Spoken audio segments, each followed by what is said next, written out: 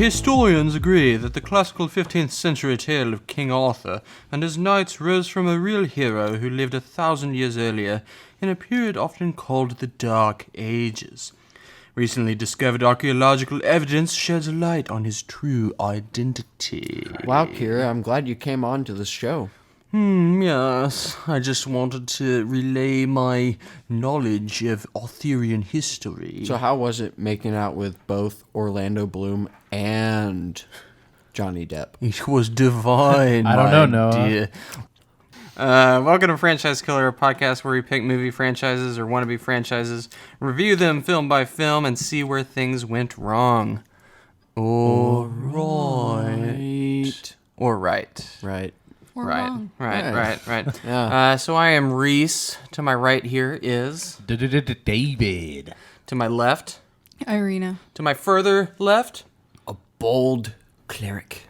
And on a road somewhere in Kansas is AJ, who will be recording his review of this film and his initial impressions, and we will insert that accordingly. Posthumously. Oh, wait. Yeah, what was that? Sorry. Post-podcastisly? Posthumous is Yes. No, wait. That's wrong. something else. That's wrong. And the script that I read at the beginning is highly iconic, and y'all probably all guessed it, but it is from the King Arthur film from 2004. I knew it. But you guys already all knew that, correct? Yeah, like, I did. Yeah. It was almost weird even saying it because I was like, people already know what I'm talking Dude, about. I just love this movie. Yeah. Anyway, classic. that film was directed by Antoine Fuqua, who also directed. I'm assuming I said that correctly. Obviously French. He also directed Training Day, Tears of the Sun, The Equalizer 1 and 2, Shooter, and the Magnificent Seven remake, which I actually quite enjoyed. Did like that one. Yeah. Stars Clive Owen, Keira Knightley, Ewan Grufford, Mads Mikkelsen, Joel Edgerton. Ian. And let me just say it the way I want to say it, okay? For 1 second. I'm just kidding. I'm not actually. I know. I was gonna say something. real tense. Ian Grufford, Mads Mikkelsen, Joel Edgerton, Hugh Dancy, Ray Winstone, Stellan Skarsgård, and Ray Stevenson. Why is Stellan Skarsgård so... I guess maybe he wasn't as well known at that time. Never mind, I take it back. It was written by David Franzoni. Man, he must have had a lot of relationship trouble. So I took this from Wikipedia, but this film is This film is known as being unusual in reinterpreting Arthur as a Roman officer rather than a medieval knight. Despite these departures from the source material, the Welsh Mabinogion. It's Welsh. Nobody can say it. The producers of the film attempted to market it as a more historically accurate version of the Arthurian legends, supposedly inspired by new archaeological findings. The film also replaces the Sword in the Stone story with a more dark and tragic backstory of how Arthur claimed his sword Excalibur. The film was shot in Ireland, England, and Wales. All right. So yeah. So on this podcast, we will discuss our history with this movie, and then we will go into the story, which I've taken from Wikipedia. And after that, we will talk about the franchise as a whole. In this case, we're kind of bending the rules here because this movie actually isn't... There were no plans for a sequel, but we're assuming that if this movie were very successful, Buena Vista, which was owned by Disney, would have gone forward with some sort of sequel plans. We bend the rules. Don't worry about it. Yeah. So we're talking about it because it's just a good place to talk about King Arthur bombs. So, Noah, what is your history with this movie? Yeah, I was a young little lad. I saw the trailer. I saw the cover, and I avoided it like the plague, which ironically was towards the end of the Dark Century, the Dark Ages. Dark Ages, yeah. Rather, which is towards the end of when this actually happened, Well, or how their purported Mr. claim of Historian. when it arose to fame at the beginning. Okay, That's so all I got to say. you avoided the movie, had no desire to see it, Yeah, and had not seen it until this episode, is what you're trying to say. Exactly. All right, Irina. So my history with this was I actually can't remember if I watched the whole thing. I think again, this is another one of those stories where mom was watching it and I maybe passed in and out of the room. I think I was very much against watching it just because it looked historically ridiculous to me. Yeah. I don't know. There was something about it that had cheapened my opinion, and to the rest of you, it's kind of obvious. Kiera Knightley was my problem with it. Oh my gosh! Actually, me too. I was loved watching her. this. I was watching. Okay, She's hot. So No, here's the wait, thing. hold it, save it. Well, no. This can be said right here. Okay. I seriously like Kiera Knightley. I actually like Kiera Knightley. No, I do too. But the way that they wanted to use her in this is just wrong. She does Well, not We'll leave it fit at that. Yeah, you have to understand that the time this movie came out was definitely falling into the trend of sexualization of female characters. So What are you talking about? What? Dude, she's like full on like hardcore female, okay? They did enlarge her breasts for the promotional material for this What? movie digitally. definitely, Yeah, sadly. Wow. I would be so embarrassed. That I would- know. That's just kinda sad. awkward to like see it. I imagine I that being kinda like really my breasts enlarged. true. I imagine that being a very awkward thing, like just walking about, seeing a poster for a movie you're starring in, and seeing like your body and being like, That doesn't look right. I'd love her I bringing went it up from to the A's to producers. double D's. Just like, hey, what gives? Do you see this? You see what sells? All right, AJ, did you have any history with this movie? So I'd actually never seen this version of King Arthur prior to the podcast here, or actually even heard of it for that matter.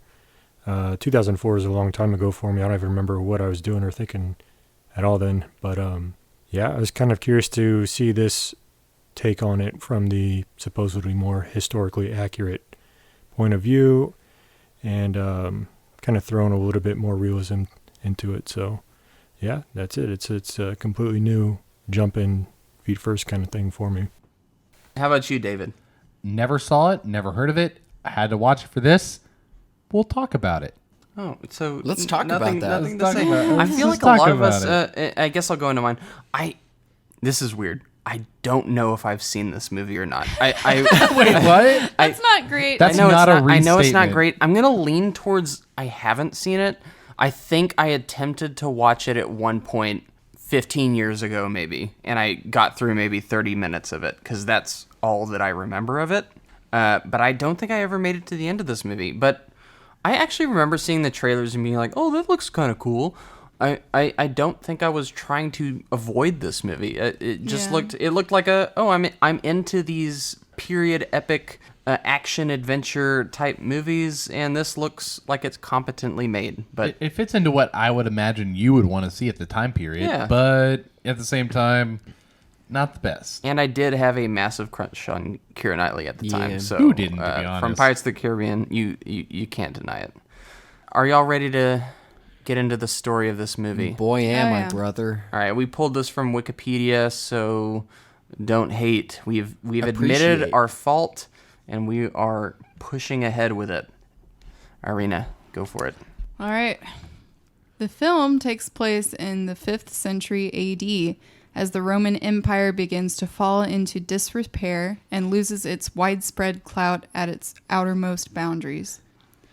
The legions are in the process of abandoning many of their remote outposts, including Britannia, where the mysterious warrior Wodes, led by the rumored dark magician called Merlin, frequently raid and resist Roman hegemony. Among the Romans stationed forces in Britain is a group of Sarmatian horsemen and their half-British Roman commander Artorius Castus. Arthur. Yeah, Artorius. his Roman name. Celtic that's name dumb. Arthur, who, their homeland having been conquered by Rome, were mandated to perform compulsory militaristic service for the Roman army. I feel like I They were can. compulsed I feel to like I can keep give the going Roman because army that's services. just a little bit of background on the character. Yeah, Gosh. keep So- going. Yeah, this Fulfilling was rough. their 15 years of duty, the knights who remain alive are contractually allowed to return to their home country, Sarmatia, I'm guessing. Yeah, I think that's right. However, in light of new developments, the terms of their freedom are suddenly amended and their writs of freedom withheld. In the name of the Pope, Bishop Germanus extorts Arthur and his men and commissions them to complete one final mission. They must extradite an Italian family of sectarian and political import from north of Hadrian's Wall, saving them from an advancing army of invading Saxons, led by the ruthless Cerdic and his son Sinric. That's correct. Okay. Electo, the son of the family patriarch, is a viable candidate to be a future pope or religious leader of high rank. Arthur and his remaining men, Lancelot, Tristan, Galahad, Bors, Gawain, and Dagonet, reluctantly accept the mission in frustration, deficient in leverage. Okay. So, first scene or first sequence, I guess, in this movie is Lancelot as a kid. I thought this was terrible. Yeah. Okay, so here's the thing. Okay, so this, like, honestly, it wasn't great, but at the time, you didn't know how bad it was until afterwards, when it actually holds no weight over the rest of the entire movie. Lancelot ends up barely being like a significant character in this movie. It was the dumbest thing. Yeah, Like, no, he actually, was stupid. Lancelot is my biggest issue with this movie. Weirdly, He even annoys I think me a we lot. both agree on that. yeah. So you get this whole it's supposed to be this emotional scene of Lancelot going away for 15 years and his family's sad, but I don't know. It's just awkward. I felt no emotion for it because unfortunately the kid actor isn't very that compelling of an actor. They're coming, Father. Yeah, but the problem is, like, they could have got away with that more if he had actually been the main character, but he's not. Yeah. He's barely a side character. Yeah, he's in it, but his only role is to just like disagree with King Arthur. Yeah. and the thing is, he disagrees with them on things that you're just like, dude, shut up. Like, Classic Lancelot. Yeah, so then we fast forward into, I guess, in this movie's present day. There's a big fight against these, what are they? The Saxons. The Saxons? Yeah. I guess that was a Saxon battle. It wasn't think so. clearly defined. Not at all. I thought they were Merlin's men. I thought they were Vikings. So No, these aren't Vikings in this beginning scene. They're Merlin's these are people, just, right? These are just Celts, like residual Celts that have not been wiped out already by the Romans. So for me, this is where that intro was. I thought this movie was going to be terrible by that first 3-minute intro, but I actually found myself kind of almost won back in this first initial sequence, and the cast is impressive because it's filled with memorable names that all of which I recognized. For me, the only thing that's going for it. It's well. Here's the Hard thing: take. they actually don't do a bad job with the execution of. That's ironic because they almost execute a guy here, but with the execution of the battles, and the acting's not bad either. But the problem is that I actually think it was just a bad idea to do the plot this way, and just some of the, like you said, the intro's not great, and it's just not a very cohesive or memorable movie in general. I will say the location is gorgeous. Oh yeah, and I think this was filmed in Ireland. Yeah. And Ireland it shows. is beautiful. Every single scene. Wait, did it say Ireland? I thought you said Scotland and Wales or something like that. Was it all three? That's where the movie actually. That's where the story takes place. Oh, okay, but it was filmed. But it was in Ireland. filmed in Ireland, I Yeah. believe. I'm gonna push back on you. I think this movie. I think I enjoyed this more than almost everyone in the group. So That's fine. I found these characters to be pretty memorable. I actually, apart from Lancelot, who's memorable in the wrong way. I'm not talking about the actors and characters being memorable. I'm speaking more about the plot. Okay. I say all of it.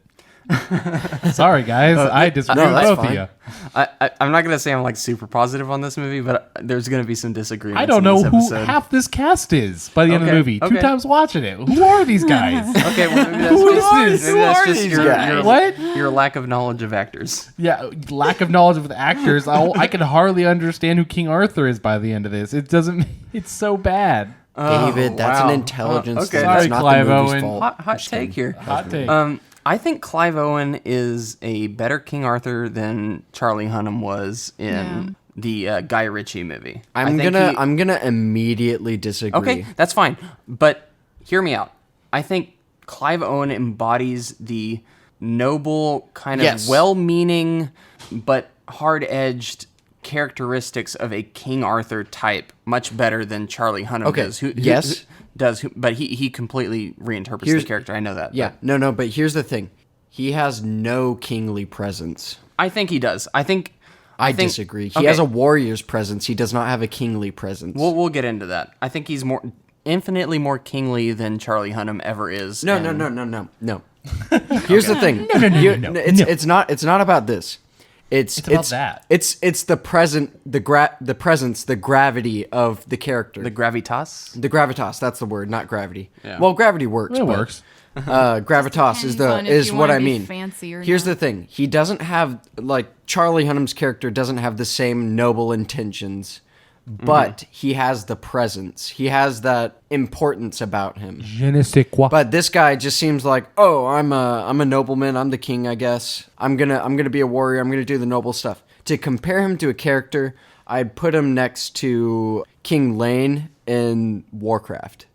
Oh, yes. He's better than that. No, he is not. He is not better than that character. No, they both have the same noble intentions, my bad.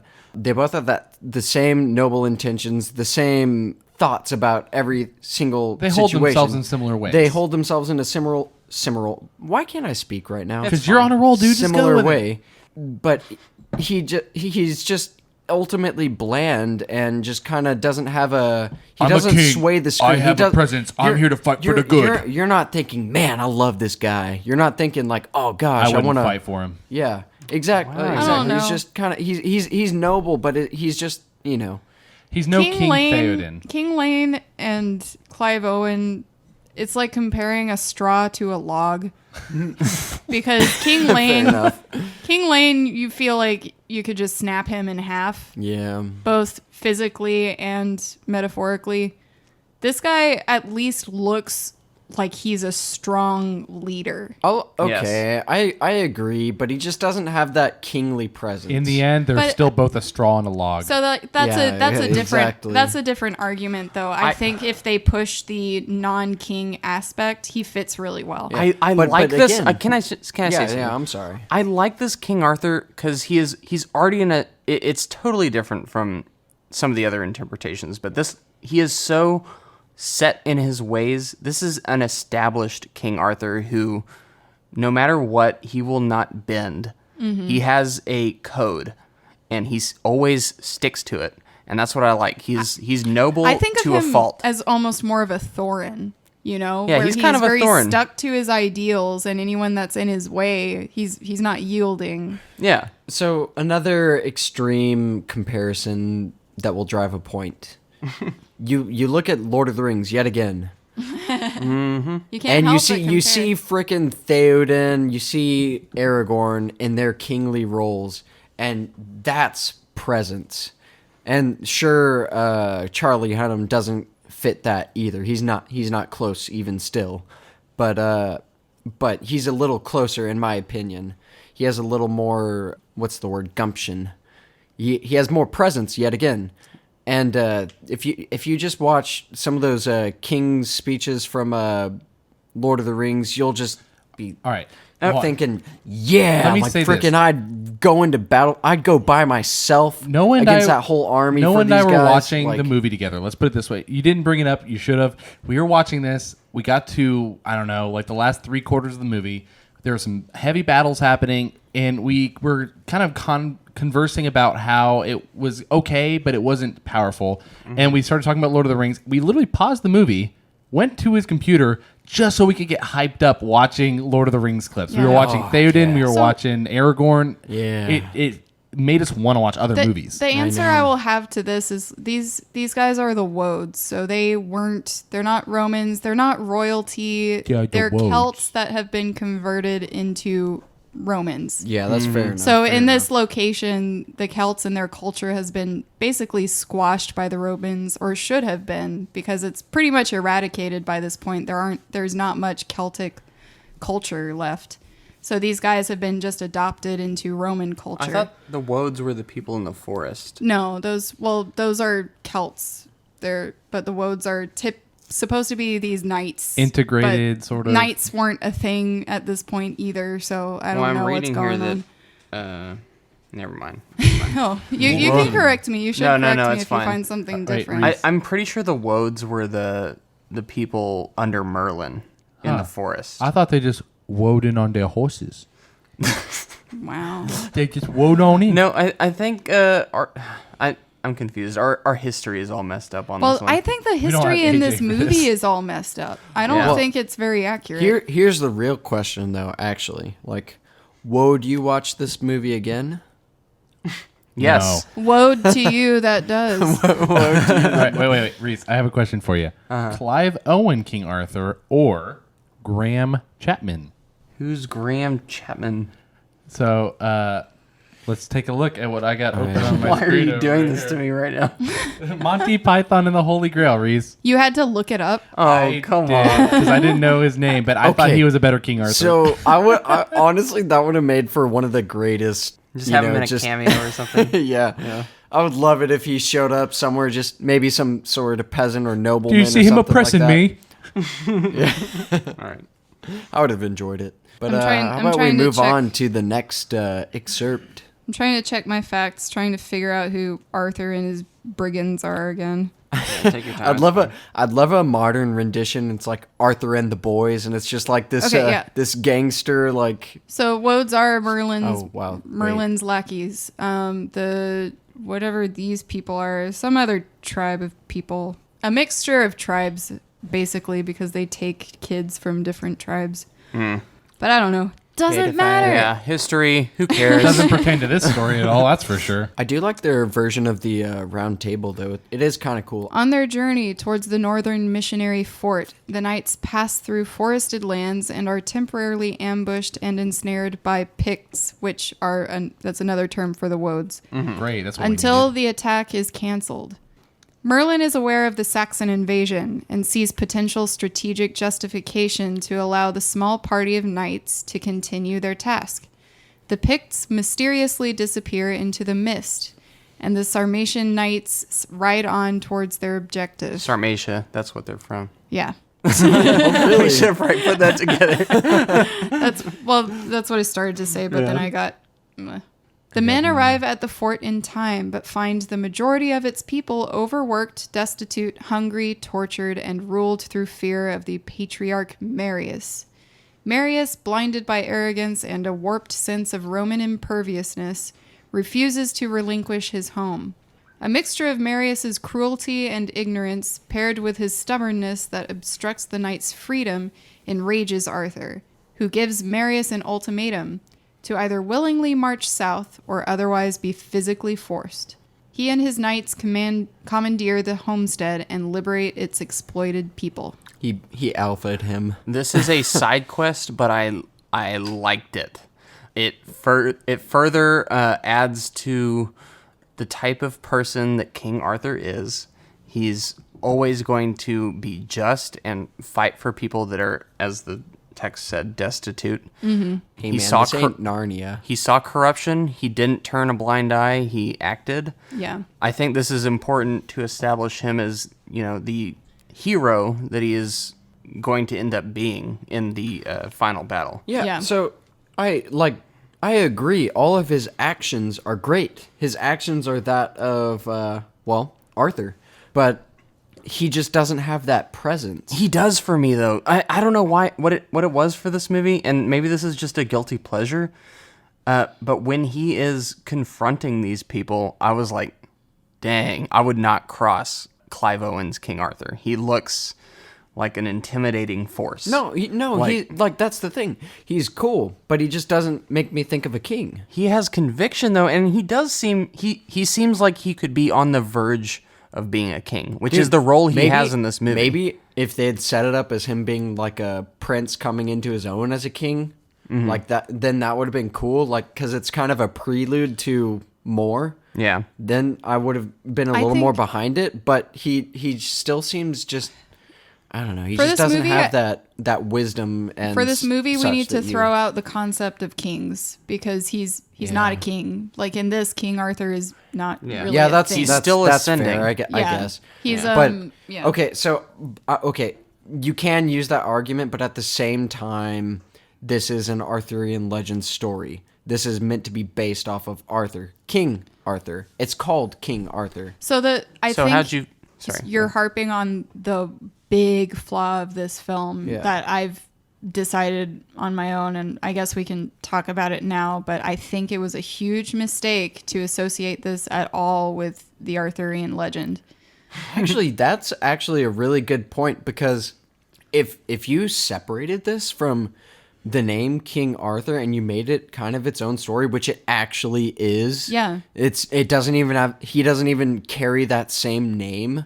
The thing is, this is trying to be. I don't know how historically accurate it actually is, but the take this movie was going for was upon, as it said in the opening text, that this was a more historically accurate take on King Arthur, where he was actually a Roman/British soldier.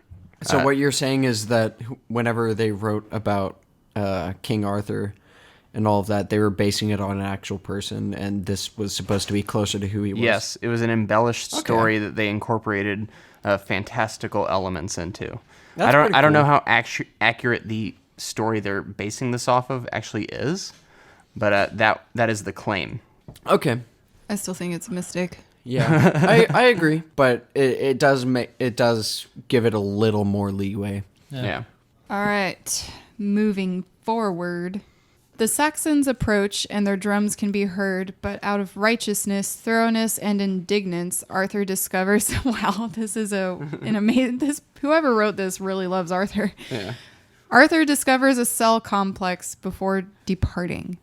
A number of Picts, mostly dead, are imprisoned in these cells, but a young, hot woman named Guinevere A young hot babe. and her younger brother, Lucan. Wait, that's her younger brother? I didn't. What? I He didn't catch never that. caught in the They that. did not set Okay. that up, really. All right. At least if they did. And her not younger well. brother that Arthur basically casts aside the whole time, Lucan, remain alive, though starved and weak.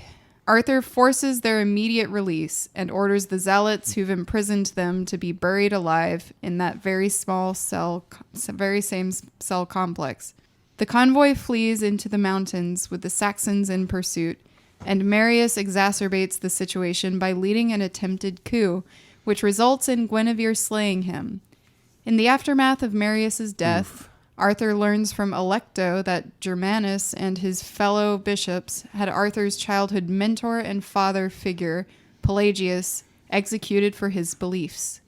This further disillusions Arthur from the Roman way of life, a process that matures when Guinevere, alongside her father, Merlin, reminds Arthur of his connection to the island of Britain through both his Celtic mother and his father's sword, forged from British iron. So, Guinevere, guys, what did y'all think? She did not care about her little brother that much. Okay, so honestly, I think you can get into your own, or into this whole movie's world up until Guinevere shows up. Then you're immediately, oh, Keira Knightley. So Yeah. all of these guys are talking like they're kind of rough and tumble guys, and then these Celts or Woads are supposed to be a little more wild, I guess. That's how they're depicted in this. But she talks like she came straight out of the royal court. She was like, I she don't- was like walking off her set of in Pride and Prejudice, and was like, "Oh, I got to play this Guinevere character." with my mouth partly open. That's the And to entire be fair, time. Guinevere is supposed to be kind of queenly in Yeah. nature. I don't think she's bad in this. She's just in the wrong movie. Yeah.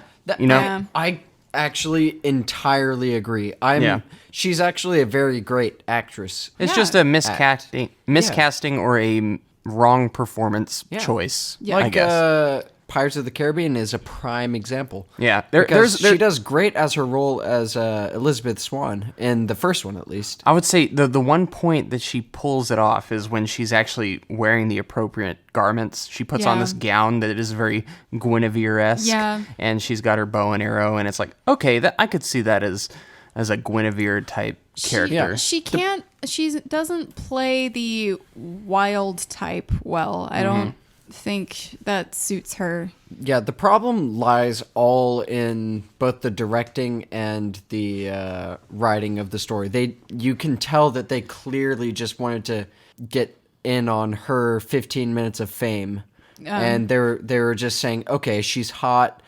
She's Everyone's popular about now. that People Keira love her. Knightley. Let's Need put her us in say here. more. Yeah. This was literally the year after Pirates of the Caribbean. But they Exactly. they casted Yeah. before the ending of the filming of No, Pirates. literally, just like right whenever Pirates of the Caribbean came out, that same month was whenever she started filming for this movie. Oh, really? Yeah. Oh, wow. So it was June the same year, 2003. Yeah. But This it's movie, ridiculous. I will say this movie does give me Pirates of the Caribbean light vibes at times. Yeah. You've got the Hans Zimmer times. score. You've got kind of just it's got a kind of swashbuckling nature about it at It times. definitely does. I yeah. And- I often thought about Three Musketeers with this. Oh yeah, That too. There's That That is too. actually perfect. the camaraderie between all of these knights is very much kind of like Porthos and everyone. Speaking Also- of, I'd love to see a new rendition on that done very well. Can we talk about my favorite aspect of this movie? Stellan Skarsgård in the Yeah. Saxon army. I think we He's can actually good. agree because Yeah. he was my favorite. He was He's- like, it was such a, small performance. Like he does not have a big footprint in this movie, but he does, and it is a one note performance. But just seeing him in this and seeing him fully commit to being Yeah. just this No. intimidating. He's great Like- as a He's villain. intimidating, but it's sort of comedic. His Yeah. character is almost like just done with everybody. Yeah, you know? I liked him though. He's just I love how anytime it goes to the Saxon army, there's just like this howling windstorm of snow. Just like Yeah. these guys are cold and like calculating, and they will kill anything. But at the same time, the great thing about Stellan Skarsgård as a villain, and we've spoke about this many times before, is that he really looks like he has a lot more going on than Yeah. he doesn't say. He's very cerebral. Oh yeah. I think I just like seeing Stellan Skarsgård. Yeah, I love I how- really It's like, just- I like him. Any movie he's in, he yeah. just elevates. He's a great underlying I love how actor. dumb his son is. Yeah. It's like he had several children, but that was the only one who survived. Yeah, his And it son just just happened kind to of. be his least favorite. Yeah, he just pushes back meaninglessly, only for Stellan Skarsgård to say like, "Oh no, you're doing this," and the son's like, "Okay." But those are the last of my men. You're doing this. Okay. Yes, father. Yeah, there's nothing that ever comes of that. You think there's gonna they kind of set up this like upset that's gonna happen where the son's gonna And then he do Yeah, something, like, try but it to never it usurp- doesn't end up going anywhere bec- at all. yet again, he's just too alpha. Yeah. That son was dropped at some point in his childhood. Have we gotten to the ice scene yet? His mother Not was quite. probably drinking too much mead. Arthur lures part of the Saxon army through a frozen pass with the intention of stalling them. Even with the Saxons clustered in a closed formation, the ice fails to break. Dagonet resorts to a desperate action of sacrifice, cracking the ice with his axe and disrupting the Saxon advance. Cynric returns to Cerdic in shame, while the Sarmatians safely deliver Alecto and his mother south to Hadrian's Wall. You having fun with those names? Yeah, I think you're saying it wrong. It's Sir Dick. I don't care. The Sarmatians gain their freedom, but it's made hollow by the loss of Dagonet. Arthur, having concluded that his destiny lies in the land of his mother's people and not in Rome, decides to engage the Saxons and is undeterred by Lancelot's pleas to flee with the rest. The night before the battle, he and Guinevere make love, and on the following day, Arthur meets Cerdic under a white flag of parley. Parley. Hey. That would be the French. Vowing to kill him. He is soon joined by Lancelot and his fellow knights, who decide to fight and die as free men rather than as puppets of Rome. Yeah. All right, so we get Amen, the ice sister. sequence, which was during production. This took the entire length of the production to construct and bring to life. What? Yikes. Yeah, this was probably the, at least from what I read, the most arduous aspect of the production of this film. And I would say, while this sequence is short, I would say it's effective and memorable. It is the one of the few things that I remember from watching it way back in the day. It wasn't bad. So, yeah, it was cool. I do wonder why the Saxons didn't try to just go like around the crack in the ice. They're just like, nope, we're gonna press forward in the we're center stuck- of this but they ice were lake. verily. They were verily. They were verily. Yay, verily, yay. They were very clearly taking a page out of the Boromir book with that. I'm gonna crack I'm the gonna ice. I'm gonna take a couple arrows, but then I'm gonna continue valiantly saving everyone else's lives. Even though it probably could have been avoided by doing other things. Yeah. I like as dopey and dumb as this sequence is when you try and really think about it. Though I like it. Though. No, I approve of it too. Yeah. It's just kind of a stealing from Lord of the Rings, which came Yeah. out a couple years prior. I don't know if he's stealing. Yeah, I like this. is. I, It's like I the actually like arrows that. and the- I like that the dick measuring contest of the Saxons firing their arrow and it just clattering before the knights, and then them shooting Can't the arrows reach. and killing a few people. To be fair, I thought that was just I maybe I misinterpreted it, but I thought it was just a matter of the fact that they had the wind with them. I mean, maybe it could be that, but I think it was more just like we're better, you know. Yeah, it definitely kind of looked that way. I liked the strategy of picking off the edge soldiers and centralizing their group to where they put more pressure on the ice and crack it. The concept was good. It's interesting.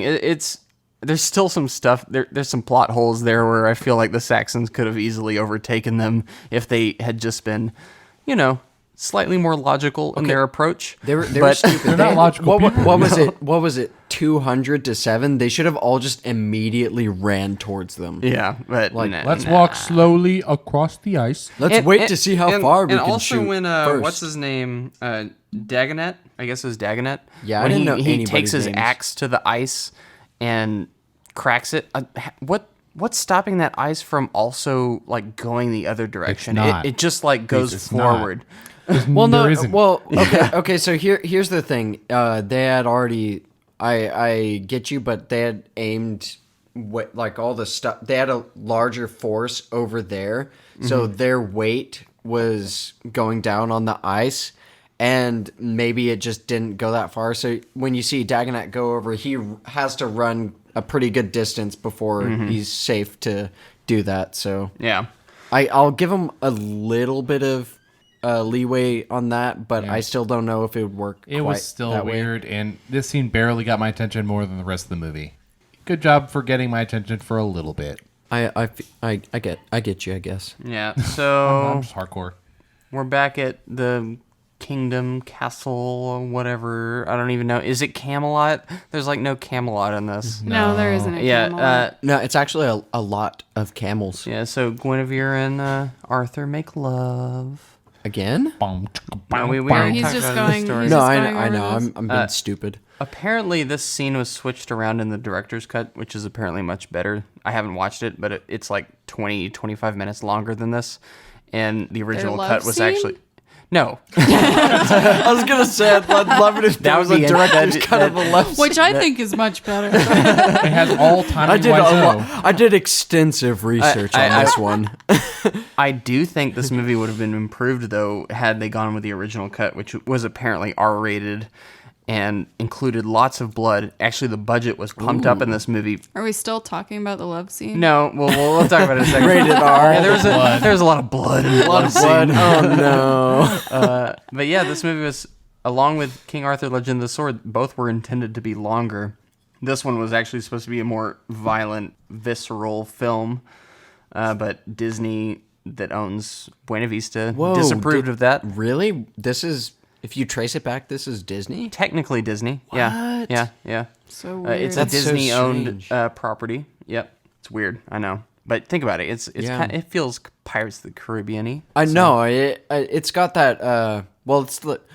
Honestly, it's that Hans Zimmer vibe. Yeah, it has that for sure. Yeah. And this was actually originally going to be directed by Michael Bay, who had put something like 5 years of work into this movie. Yeah, he eventually passed on it. No explosions? Yeah, unfortunately. They said, hey, we just can't have explosions in this movie. And he's like, I'm out. I'm out. Count me out. No shaky cam. Yeah. Hey, I like the shaky cam. So yeah, the sex scene. Yeah. Yeah, I didn't care either. It's I no didn't Tommy feel it. Wiseau. Wasn't feeling it. Yeah. You know, Michael Bay probably did one thing. He probably made sure that sexualization of Keira Knightley was plain. Yep. Probably his 2 cents on the film. And the climactic battle of Baden Hill? Let's go with Baden Hill. Why not? Baden Hill. Just call it Bad Hill. The Woads shoot arrows and catapult flaming missiles at the Saxon army, while the Well, knights wouldn't use you? their superior They use their superior. while the knights powers. use their superior cavalry tactics to whittle the Saxon army. When the hosts finally meet in fully hand-to-hand combat, Guinevere engages Cynric, who overwhelms her. Lancelot assists her, but Cynric and Lancelot incidentally slay one another. Whoops. Oh, my bad, dude. I just stabbed you. Oh, sorry. I also stabbed you. Pardon me. Tristan. Pardon me, did my blade get in your way? That was not my sword. Whoopsie. Wait, what? Tristan confronts Cerdic, but this challenge backfires as Cerdic kills Tristan before facing off against Arthur. Arthur avenges Tristan's death by defeating Cerdic, and the Saxons are ultimately defeated. Talk about such a lame death. He's just basically Lancelot, you mean? what happens in. No, Cerdic. Oh, Okay, Cerdic. oh, well- Cerdic was so cool. We haven't talked about him. I know, but I'm saying like just this whole Cerdic death scene is dumb. That was so dumb. Well, we Like, just knew it was coming. I It was tricked just so you telegraphed. with the whole like I'm hiding my sword and stab. No, that was I don't- so you know. anticlimactic, so unfitting. The thing So- I loved about Cerdic though was that if you notice, he does a little bit of an eye roll when King Arthur is down, kind of like, all right, another easily defeated foe. Can we credit Mads Mikkelsen for just being awesome No. in Dude. this? Mads, He was I have such a crush on Mads Mikkelsen. Okay, Like, he's just I- so good. Except for that one scene where he's like, oh, let me shoot an arrow. And it defies physics. well, he- There's he aims for the magic middle. involved in that, Noah. Oh, yeah. Okay. Was there? Yes. I do love. Are you talking about the scene where he shoots that man out of the Tree. tree? No one the looked fact at that each you other know it like, exactly. what is happening? What? That is so good. I like it. I like it. It was worse than the Dwayne Johnson shot with the arrow that knocked the dude onto a wall or out the building. Oh, in Scorpion And King. Scorpion King. I yeah. like that part. I know. The thing is, it works because it's The Rock. I like both of them. Mads Mikkelsen is Mads Mikkelsen. Accept it. He just is. Are you sure that he's Mads Mikkelsen? Okay. Yes. Yeah, but Mads Mikkelsen, he's one of my favorite actors, and he doesn't even have to say much. He's just No, he just he's is. great. He just has and a it's presence. He has a lot of Is He this has a one of the presence. few that he's Especially not as a a villain? villain. I was going to say, Yeah. we were timing that up well. I think that this movie, I was like, oh, he's not the bad guy in this. Yeah. Oh, and okay. I like it. Yeah. I like No, it. he actually does a good job in both roles. He's just very typecast as Speaking villains. of which, you always know when a character's gonna die if they're a side character and they're facing off with the main antagonist. Yep. Like, Unfortunately. well, this It's like, battle I know has to be exactly. Arthur's, so that must mean you gonna die. Yeah, it's So it's so predictable. telegraphed. Yeah. That's another, I guess, problem you could say with this movie. Yeah. So Arthur avenges Tristan's death, by defeating Cerdic. Wait. Yeah, we're still on that. I'm just saying that was anticlimactic. Yeah, I don't know. A lot of it really was. They just, I don't know. I just think there are kind of two problems. One is, or I guess you could go either way with this. One wouldn't have been the problem given the circumstances. Mm-hmm. But the first problem, like Irina said, is that they decided to name it King Arthur. So they should have either entirely separated themselves from King Arthur and made a separate movie, or they should have kept with more of an Arthurian plot, because this plot is not Arthurian Look, at all. I don't care. I got a freaking cool battle with so many actual people versus CGI. Okay, yeah. The end battle in this is, I think it is actually very well done. No. It is an epic battle on a large scale with real people, real actual, just practical effects. You get some cool Okay. face-offs in between So- that where, it might not hit the emotional Keira level that Knightley you want it to. throws herself So, onto people's backs. so here and Reese, there. What? The thing is, this movie, bad ideas, great execution. Weirdly. Good job for executing the thing that I no one don't needed. think No, I don't think like- totally bad ideas. I No, like the well- different take on King Arthur. No, no, no. It's It's, going for something different. I don't know. Well, here's the thing. The reason they connect it to King Arthur is because they knew, like, oh, this is a known story. They're going to make some money off it. The Yeah. thing is, if they had just created their own story entirely, called it something different, and maybe changed Keira Knightley for some no-name or something, Yeah. it would have been actually a great movie. But I'm not saying it's There's- great. Don't yeah. put words in my mouth. no. I'm not. I'm saying You're it actually. basically praising it. It's the job, best Reese. love movie it. ever. I'm actually, honestly, this could have been a great movie, but Yeah. they just made some dumb decisions. Yeah. It could have been a good movie if they didn't make a bad one. Well, good point. That's- David's review. But- No, that was Noah. I was doing a Noah summary. My point is that there actually is a lot that's good in this movie, but they just had some really bad decisions that brought it down to a. I not wouldn't great say level. really bad. I would say ill-advised, but not. I don't think catastrophic. Maybe not. Well, come on. Well, judging by its success, What one thing about this movie is just like, oh, that was like the most terrible thing I've ever seen. Okay, Keira no- Knightley. Yeah. No, what are Exactly. we talking about? Keira Knightley, she's a great actor, but she takes you completely That's not out the of the plot. movie. That's a character. I know, but that's part of the movie. She's not terrible. She's no, just like that's the thing. She's miscast. not terrible. Exactly. But she's see, so miscast. movie- she is not. She does not fit. I don't here. This think it movie kills the wouldn't movie. have changed much at all if her character was completely taken out of it. Yeah. Yeah. I and want she, a She lamp. comes in halfway through too. Bring me a lamp. Well, no, she's crucial in having the army of the Woads come in. No, but- kind of as a Okay. The point. You know. The point Yeah, is, but Merlin you could could have. still have just brought that in Here's and the back thing. to him. But Okay, she's like Reese, the in between Reese, that. here's the thing. She did not need to be there. It was they chose Keira Knightley. They put her on the front cover as like the main character of the story. They like featured her as like, oh yeah, this is a hot girl. Are you trying to tell me you did not like her belt bra?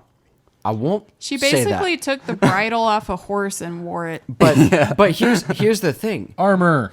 It's just that marketing that like killed it. It's they should not have had her as the That primary didn't person. kill it, Reese. They should have. Reese. Noah. They should have changed her to a no-name actress, had her be in that role, so she doesn't, because she's not that important of a character to the story, not important enough to put her as the main character on the. I didn't cover. mind her as much as you did. No, okay, And Irina, okay, I no. feel like you have an interesting anecdote on the belt bra.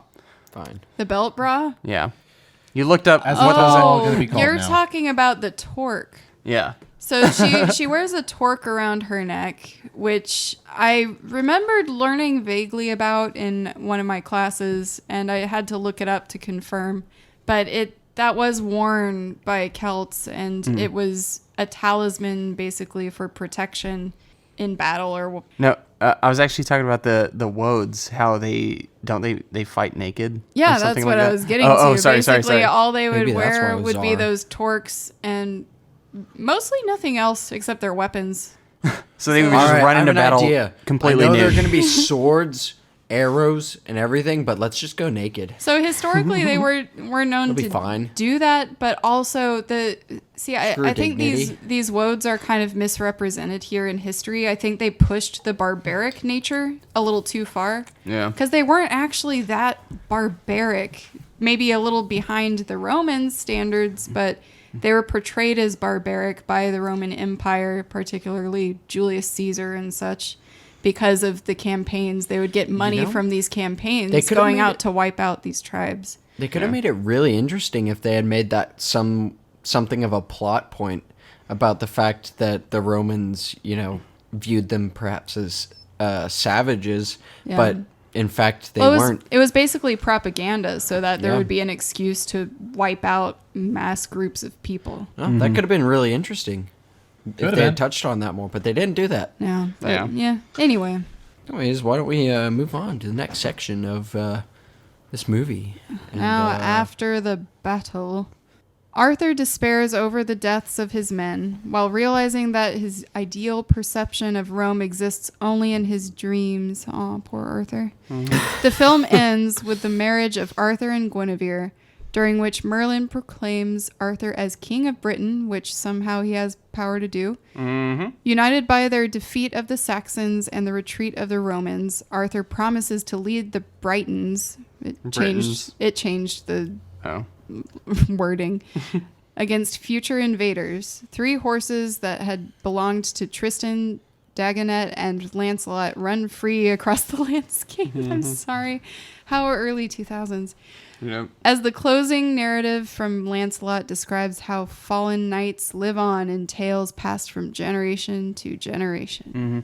I liked this. Okay, guys, get off my back. Okay, it touched me slightly. Okay. who touched you slightly? Kiera Knightley. Arthur touched me. Oh, He sorry. touched me Arthur very touched you, slightly. Clive Owen. Are we still Lucky. talking about this So I movie think still? I think we missed. I think Talking we about missed. the Yeah, where's David been? Pornhub exclusive about King Arthur. King Arthur. Wow, Excalibur. That's a strong Unsheath your sword for me. Grab the blunt bit. Anyway, David's been over here. What, David? What'd you think about the end of this movie? I think that it was good. It was so good. It was. Wow, interesting. that seems All right, totally genuine. Let me give you a full David review of that last scene there. How about that? It was a lot of stuff. I guess to quote Noah on a little bit earlier, it was well executed, not great content. It was well So- executed, not great content. So what do you think? David's review is there was a lot of stuff, and now I'm gonna quote someone else's review. I watched this twice, and both times This reminds I me just of wasn't pulled how you in. did John Carter. What was that? Yeah, Noah. Never mind. I don't remember most of just- John I'll Carter. just- All of it That is was a all blur. Whoa. Yeah, I couldn't watch the battle scene. It was boring. No, we're not even talking That's about the harsh. battle We are. anymore. We No. finished No, we're with talking the about battle. the end of it. Yeah, at the end of the battle, right? No, it's after afterwards, the when battle he's is mourning over. the deaths of He gets his married comrades. to Guinevere, and he becomes the king, and then the horses ride off into And the the sunset. Hans Zimmer score is just blaring at full force. Lion King is just off in the background, right? Yeah, David, Yeah. you loved this movie. I can tell. You feel the love tonight? That they definitely played that during the wedding ceremony. I don't know. I literally could not get absorbed in this movie, which is hard for me to do. I am easily absorbed in the movies. This 2 times had its chance to get me. I don't Both know. times failed. I actually absorb movies. I'm not absorbed into them. odd They, superpower. Just like They're sunlight, you absorbed into absorb me. it into your skin. I Yeah. think we're. I It's kind of think cool. we're missing weird, though. a big part of this film. I think the real MVPs here were the peasants with sickles. Yes, Cutting up the cutting grass. Yes, they didn't have lawnmowers back then. I forgot they to had mention sickles. those guys. Doing the hard work. I wanna Those know, hard like- workers out there. I want to know. All right, guys, just grab these sickles and Everyone, okay, everyone okay. take a cut those. sickle. Are like, But seriously, why do I have to do this? Just do it. seriously for a second. Maybe this is another one of those guilty pleasure movies where it's actually terrible, but I'm watching something different.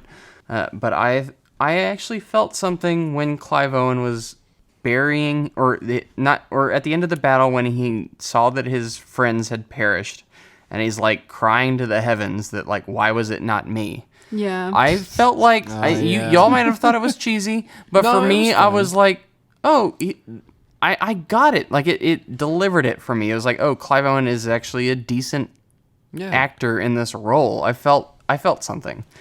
I thought it was good. And even the wedding I thought was okay. It wasn't like your typical cheesy wedding. It was like the Wodes wedding, and they fired off the fire arrows, and it was just kind of cool. And the Hans Zimmer score, I think, is, it's second rate, Pirates of the Caribbean score, but it still got to me in Honestly, a certain way. I agree with you. It wasn't bad. I just don't think it makes up for the rest of the movie. Yeah, and that's fine. I think I'm kind of down for those kind of heartfelt moments in movies. They always make the movie better, and it's like, oh, like, Yeah. it touches you sometimes, but Yeah. But- Anyway, still. that wraps up our story. King Arthur, 2004. See you on the other side. We're going to review this movie real quick and talk about this franchise, or lack thereof.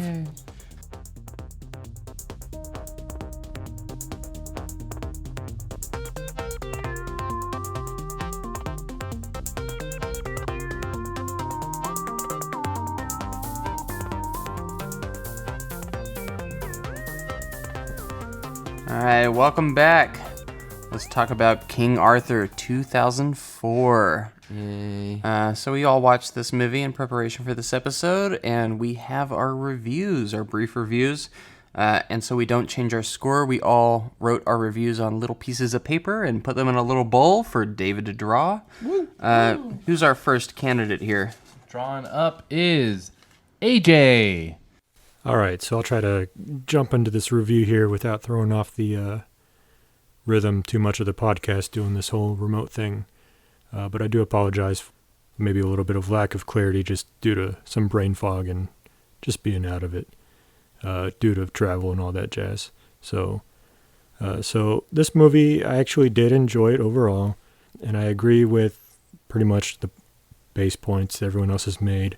I don't know that I hated Keira Knightley's depiction as much as everybody else, but I did really enjoy the kind of historical side of the coin for the Arthurian legend, but that's also kind of its downside in my opinion. I really missed that kind of magical element as an X factor that kind of would have elevated this movie to be more memorable in my opinion. I did kind of see it just fall in line with some other, kind of medieval wartime movies, and maybe a comparison would be something like Braveheart, just kind of the nature of the warfare there, and obviously Braveheart's the more memorable title here, despite the ensemble cast. But seeing the effort that was made, I do appreciate the attention to detail, or the direction that I can tell they were going. I think some of it has to do with age that kind of knocks it down in my book a little bit. Some of the shots and camera work, I just don't know if they were as polished or if that's how they intended to do, but some set pieces didn't really come together as well that I think they could have. So some of it feels a little bit diminished in terms of polish overall. I do think that this depiction of Arthur, while you kind of get the forced feeling of a moral high ground kind of character, he just didn't really inspire emotional connection or kind of a natural born leader kind of vibe from him, even though he was, more on the moral high ground, more of the moral right. I just didn't really feel compelled to follow his struggle and his internal character arc and vision and all that stuff. So I didn't really know where his thought process was going in a strong sense throughout the movie. Even some of Clive Owen's scenes here almost remind me of a Nicolas Cage a little bit, just kind of a campiness and just kind of staring off that was supposed to be more impactful than it really was, with kind of a whitewashed scene in the dark. Maybe that just shows the age of the movie as well. But and even Stellan Skarsgård, who's been kind of a recent favorite of ours here, he's kind of popped up in a few things that all of us have been watching or reviewing. I liked him overall, and I liked his acting, but some of it just felt kind of flat and one-dimensional. It was almost maybe just how the scenes were captured for him without putting it in proper context to emphasize his particular character. He was kind of trying to be this brooding but also barbaric character, and I didn't really get a really fully fleshed out sense of what he was supposed to be, almost like a Hun type invader, that even like Mulan did pretty well. I didn't really get that from him, even though I wanted to, and maybe I'm kind of giving him the benefit of the doubt just because of who he is. And his son, that character, I completely hated. It was just annoying. Yeah, overall, like I said, it's kind of, I do appreciate they took this historical approach to it with, the whole Arthurian legend is, they talked about that. Y'all talked about that in the podcast quite a bit. I'm not going to delve into that anymore, but the whole Arturius being kind of based on an actual Roman historical true figure, taking that approach, I do appreciate that. I wish they still mixed in a sprinkle of magic, the whole Merlin thing, instead of just being kind of a hippie Celt in the woods. Yeah, I'd say overall I'd give this a 6.5 because I did like the movie and I did see where it was going. It just lacked quite a bit of polish. So yeah, 6.5. Thanks for your opinion. It was great. That was interesting. I don't know if I agree with it or not because I haven't heard it yet, but pat on the back. All Thank right. you. You All did right, it. who's next? Next up is apparently me. Okay, David. 4.5. Wow, is Boom. that your lowest score yet? I don't think for it's a my. movie? I don't think it's my lowest It's- one, but it's one of the lowest. I think Spider's Web might be lowest. It was. Okay, so honestly, No, I gotta be real here. David gave Spiders Web a 5.5. Did Okay. I? Yes. So here's Is here's this the the thing. new Tomb of the Dragon Emperor? This is worse I than all hate of you them. guys. I was gonna make such a good joke out of it. Now Sorry. it's ruined. I'm pretty sure you gave Spiders Web a 5.5, which is I don't know how we I'd can have to verify pull it right up, now, but I'm positive. well, I trust you more than me because I don't remember. You have a good memory for it. This movie was not memorable in any way, shape, or form. I would not want to watch it again. And the only redeeming factor was Stellan Skarsgård in the score of the movie, which was good enough to. And Mads Mikkelsen. Mads Mikkelsen was there. David, shut up. Shut your face. He's a great actor. I don't think he was used properly. I'm sorry. Like it was, and it holds a good look. The view, the framing of It everything. holds a good look. It holds like if you. I've said it before, but if you take a snippet out of it, it looks nice. Oh, so you give it a 7, right? So you're saying the cinematography is fine? Cinematography is fine. Yeah, that's good. That's all you no, have to say. actually, Yeah, pretty much. Like, I'm sorry. That's it. Just if I had to watch it again, I wouldn't. If I had to watch it again, I wouldn't. 4.5. I just did not enjoy it. So you stand by David, your I 4.5. 2020. stand by my 4.5. I will be the lowest score, and that is okay. All right.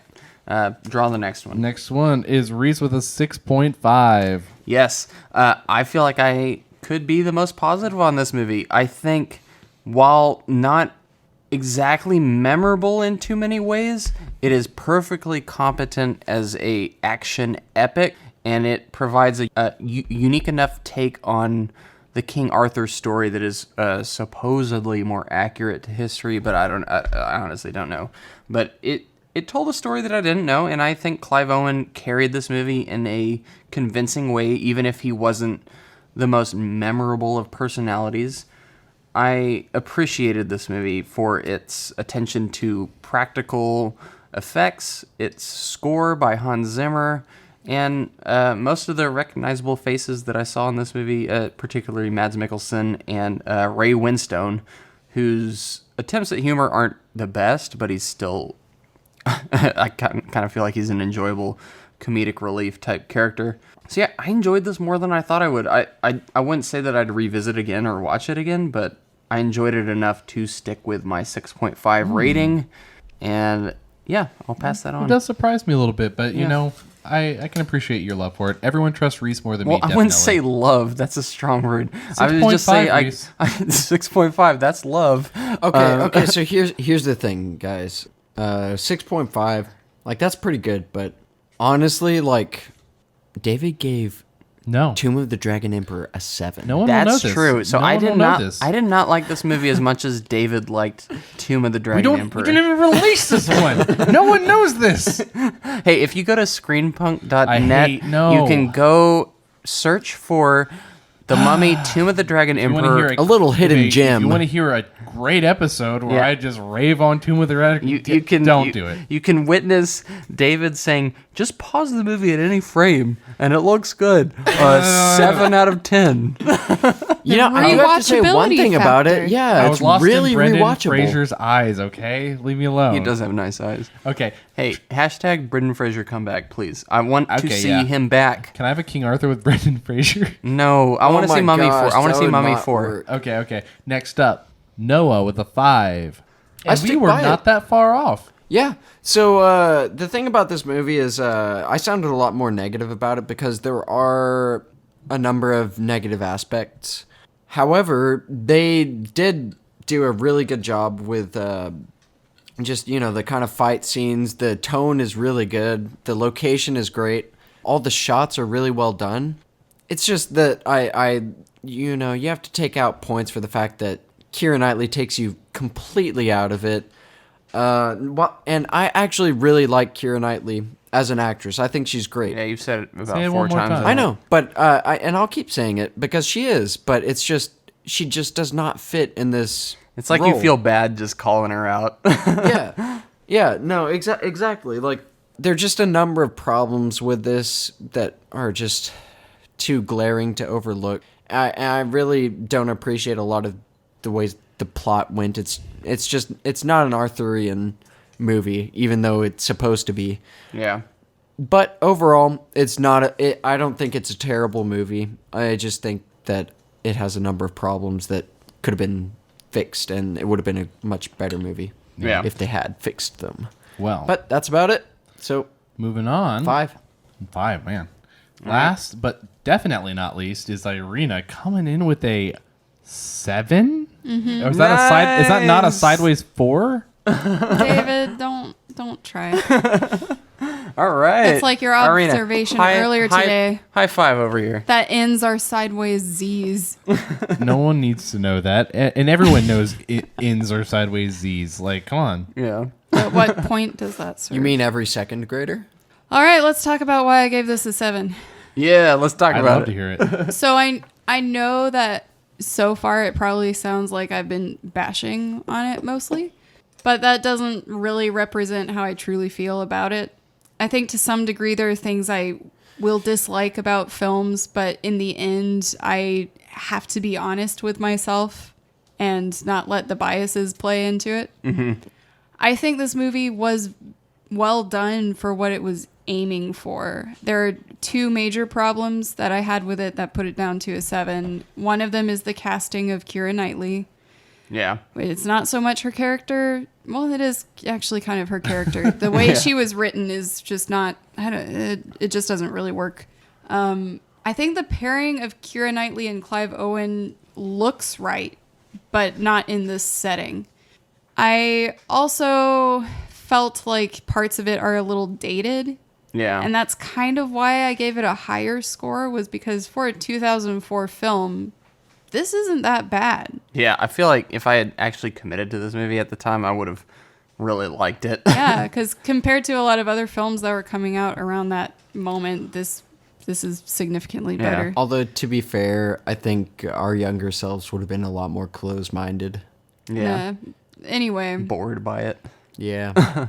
I think I think what was lacking mostly is that there are connections. I can see some of the chemistry between the characters, his group of knights, but they didn't have enough character development with some of them. I think Lancelot is basically garbage. Yeah, he Oh, sucks. he is. Yep.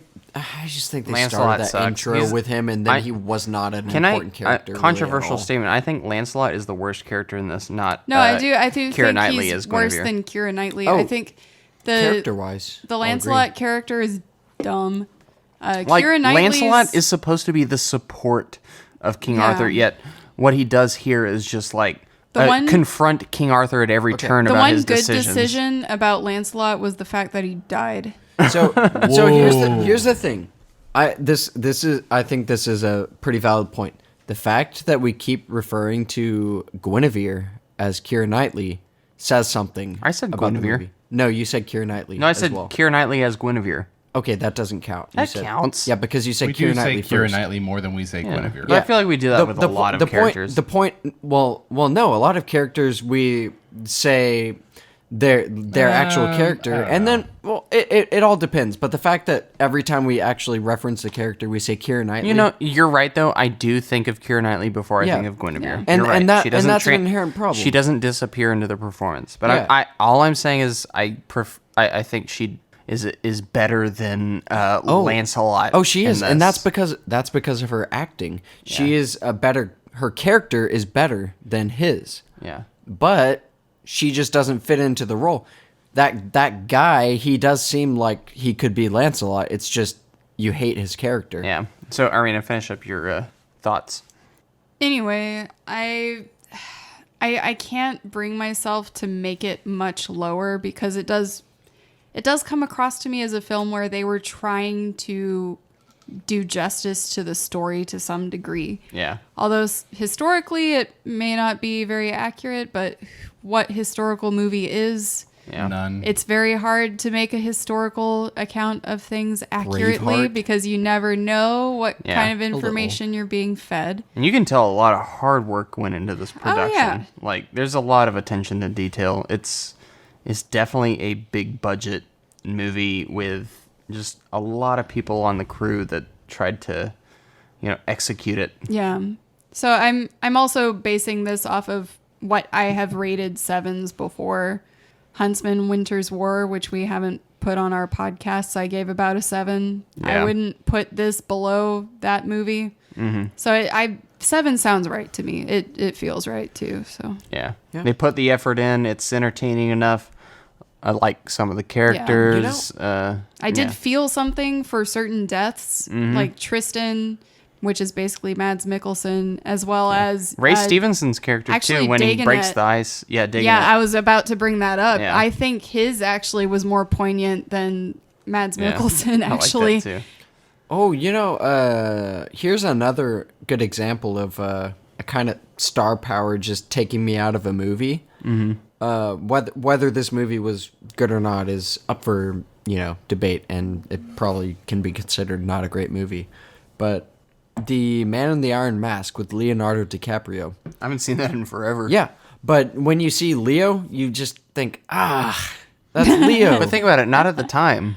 No, He was well- not, like, that recognizable. No, he definitely was, because Titanic. That Iron Mask was at the same time or before Titanic. I don't remember I'm the pretty specifically sure year. it came out after. It did, but I don't think it blew up for him yet. I still Anyway, think one big movie doesn't. Titanic It was one huge big when it movie. came out. I know, it was one big movie. He was still really young. I don't. Yeah, think but it was- he was still Anyway, just in his. Everyone knew anyway. who he was after that. Anyway, let's talk about this franchise. How much do y'all Anyway? think this movie cost? Hold on, let me make a Wait, guess. You normally tell us how much it costs. I know, All right, but I'm here. kind of curious to see what Here, guys, y'all think. I'm gonna do the rundown. 2004. Let's think of how movies were doing back then. All right, they're pretty good, right? Lord of the Rings around this They're time making- was right around 100. Yeah, don't tell me the cost. What if you just give me a number? tell you. Hold cost. on. You did. Hold on. For Lord of the Rings. Yeah. What does that have to do with it? Because Yeah, it Lord of the takes- Rings. We're Lord of the talking Rings. about Each this. Lord of the Rings movie cost $90 million. Yeah. Roughly. I bet this was 85. So I'm gonna guess like 110. to make. 110. Because Dollars. I think that $110. It kind of looks like it to me. And Arena, 110 I'm million. guessing money. Money. Do you want to guess? No. I don't know. It looks like it should cost less than Lord of the Rings, but somehow it probably 70 million. it The movie probably was costs 120 million. Oh, wow, What the dang. butthole? more. You see what I'm saying? You see what I'm saying? Why? Okay, so here's the thing. I understand with a lot of movies that have a solid amount of CG because that's expensive. This has CGI in an earlier state, and it has That's a whole stupid. bunch of practical. If you notice, Yeah. there's a whole. They made Good for them on that. So many costumes, so many weapons, actual practical weapons. Okay, here's And they have the some, thing, though. maybe not entirely A-list actors, but some pretty well-known Yeah, ones it's a good in cast. there, too. All right. Here's the thing, though. While they have an abundance of practical, Lord of the Rings has so much more. I know. Lord of the Rings did it better for sure. But They figured it out. Lord of the Rings is the gold standard. Yeah. We can't hold this quite against that. Gosh. So yeah, the movie cost 120 million. Any guesses on the worldwide box office take for this one? I'm going to bet 120 mil. Nah. About Kiera 5. Knightley. So remember, 150. sorry, go. What? 150 million. 150. Yeah. I was David? actually going to say 150. Okay. The movie did 204 million worldwide. What? So I meant Yep. 151. Why did this movie make more money than... Yeah, sorry. This movie, 204 million worldwide. Definitely a bomb still at the time. Costing 120 million. It would ideally, if it were to succeed, it would have been successful at around, say, 350 million. If it had hit that number, its prospects would have looked a lot more beneficial. But no. At least they made some money. Yeah. So reviews. The movie on Rotten Tomatoes got a critic score of 31%. Wow. Out of 100, and the actual score when you average it was a 4.9 out of 10. What were the viewers' reviews? Audience was 59% with a audience actual score of 3.4 out of 5. That's not bad. Metacritic 46 out of 100, IMDb 6.3 out of 10. So if you're listening to since this review's playing before Legend of the Sword, I can't say, but I'll cut this out. But just so you guys know, I know it did better than King Arthur: Legend of the Sword. I know that makes critically. me mad. Yeah, That makes me really mad. That's what I was annoyed about, but I was keeping quiet because this is connected to the one that is later. yeah. So as I said before, we are slightly bending the rules on this one because there were no proposed sequels to this movie. It's a more or less complete story, but at the time, Buena Vista / Disney were looking for a hit. Believe it or not, Disney was not doing quite as well during the early 2000s, and you better believe if this movie had done extremely well, there would have been another one. There would have been another one. Yeah. Yes, or at least there would have been talks. Like if this movie had broken out big, they would have gotten their conference room and been like, "Hey, where can we take this King Arthur story?" But yeah, that Writers obviously can make magic happen. Yeah, obviously that didn't happen. I think part of what was distracting from this is that I feel like Clive Owen's character is trying to fall in line with sort of the Russell Crowe gladiator line, but he doesn't have any really striking chord as far as memorable lines or moments where you are just so happy to be witnessing this badass, talking down. Yeah. Presence. Yeah, so he it's lacks presence. I think he has presence. I just think the writing is a little lacking as far as structuring a character. Yeah. Yeah. I'm actually surprised that, y'all were mixed. I feel like David was more negative, but that we were, slightly mixed to You thought almost... I was going to be negative. Yeah. But Mixed I was to- middle of the road. You're middle of the road. Yeah. Yeah. Mixed to slightly positive on this movie.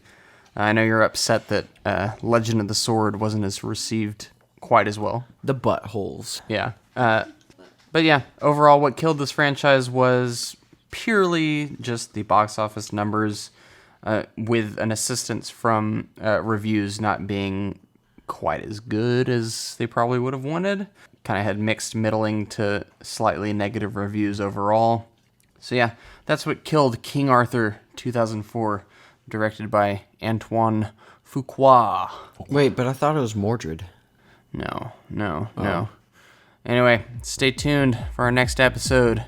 King Arthur, Legend of the Sword. Bye. Bye. Bye.